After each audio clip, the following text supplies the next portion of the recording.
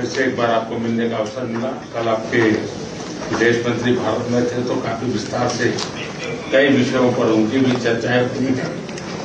Well, Prime Minister, it's wonderful to see you again. Can I begin by expressing my condolences to the people of India for firstly the terrorist attack at the Balfour car explosion, but also for the bus crash in Saudi Arabia that led to a loss of Indian lives.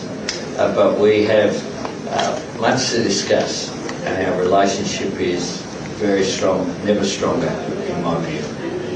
I think the economic relationship we can strengthen further, and our defence and security ties are also very important going forward.